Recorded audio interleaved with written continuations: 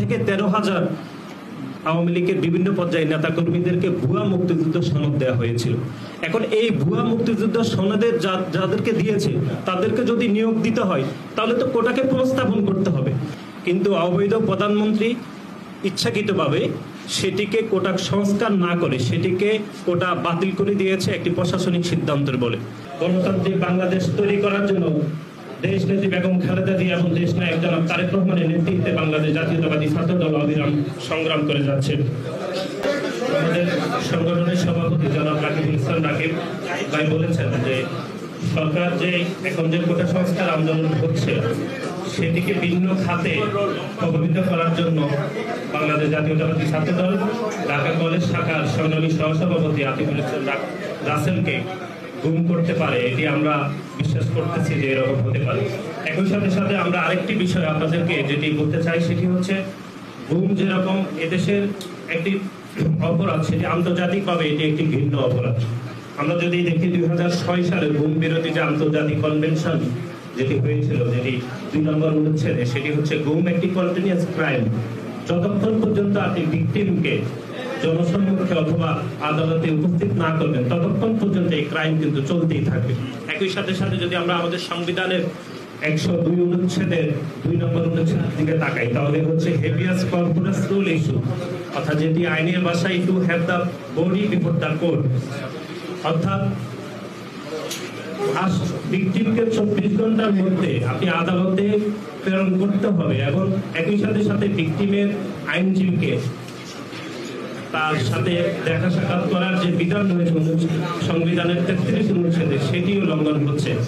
সুতরাং বাংলাদেশ জাতীয়তাবাদী ছাত্র দল বিশ্বাস করে যে চলমান যে গণতান্ত্রিক আন্দোলনে বাংলাদেশ জাতীয়তাবাদী ছাত্র দল রয়েছে এবং যে আন্দোলনের নেতৃত্ব দিচ্ছেন এদেশের গণমানুষের আপসীন নেতা দেশ নায়ক জনাব তারেক রহমান, ওনার নেতৃত্বে যে আন্দোলন সংগ্রাম চলছে সে আন্দোলন সংগ্রামকে বাধাগ্রস্ত করতেই সরকার আতিকুর রহমান রাসেলকে গুম করতে পারে এবং আমরা বাংলাদেশ জাতীয়তাবাদী ছাত্র দলের পক্ষ থেকে আতিকুর রহমান রাসেলের নিঃশর্ত মুক্তি কামনা করছি।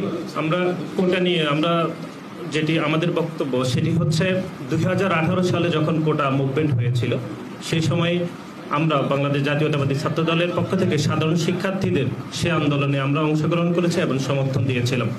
আপনাদেরকে স্মরণ করে দিতে চাই সেই সময় কোটা যে আন্দোলন হয়েছিল সে আন্দোলন ছিল কোটা সংস্কার আন্দোলন, এটার নামই ছিল কোটা সংস্কার আন্দোলন, কিন্তু অবৈধ প্রধানমন্ত্রী ইচ্ছাকৃতভাবে সেটিকে কোটা সংস্কার না করে সেটিকে কোটা বাতিল করে দিয়েছে একটি প্রশাসনিক সিদ্ধান্তের বলে। কিন্তু তখনকার যারা আন্দোলন করেছে কেউ কিন্তু কোটা বন্ধ চায়নি, বাতিল চায়নি, সবাই চেয়েছে কোটা সংস্কার। এটি এই জন্যই অবৈধ প্রধানমন্ত্রী করেছেন যে তিনি যেভাবে তত্ত্বাবধায়ক সরকারের যে একটি বিষয় চূড়ান্ত নিষ্পত্তির একটা ইস্যু ছিল সেটিকে যেভাবে আদালতকে ব্যবহার করে তিনি ওই রায়টি তার পক্ষে নিয়েছেন, ঠিক তেমনি তিনি কোটার এই যে একটা নিষ্পত্তি ছিল সেটাকে তিনি আদালতকে ব্যবহার করে আবার কোটাকে পুনঃস্থাপন করেছেন। এই জন্যই পুনঃস্থাপন করেছেন। আপনারা দেখেছেন যে গণমাধ্যমে গত 10 থেকে 12 বছরে প্রকাশিত হয়েছে যে আওয়ামী লীগের সন্ত্রাসীদেরকে প্রায় গত 12 বছরে প্রায় 12 থেকে 13,000 আওয়ামী লীগের বিভিন্ন পর্যায়ে নেতাকর্মীদেরকে ভুয়া মুক্তিযুদ্ধ সনদ দেওয়া হয়েছিল। এখন এই ভুয়া মুক্তিযুদ্ধ সনদের যাদেরকে দিয়েছে তাদেরকে যদি নিয়োগ দিতে হয় তাহলে তো কোটাকে পুনঃস্থাপন করতে হবে।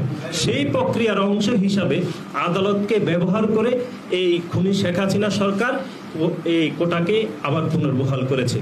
আমরা বাংলাদেশ জাতীয়তাবাদী ছাত্র দল 2018 সালে যে কোটা সংস্কার হয়েছিল সেখানে আমরা নৈতিক সমর্থন দিয়েছি এবং আমাদের সাধারণ শিক্ষার্থীরা অংশগ্রহণ করেছে। এখন যে আন্দোলন চলছে সে আন্দোলনে আমরা সমর্থন দিচ্ছি এবং আমরা বিশ্বাস করি যে গণতান্ত্রিক আন্দোলনের মাধ্যমে সাধারণ শিক্ষার্থীরা যে কোটা সংস্কারের বিষয়ে যে আন্দোলন করছে সেটির বিষয়ে একটু চূড়ান্ত নিষ্পত্তি হওয়া উচিত এবং দলের পক্ষ থেকে আমাদের দলের মহাসচিব এই বিষয়ে বিবৃতি দিয়েছেন।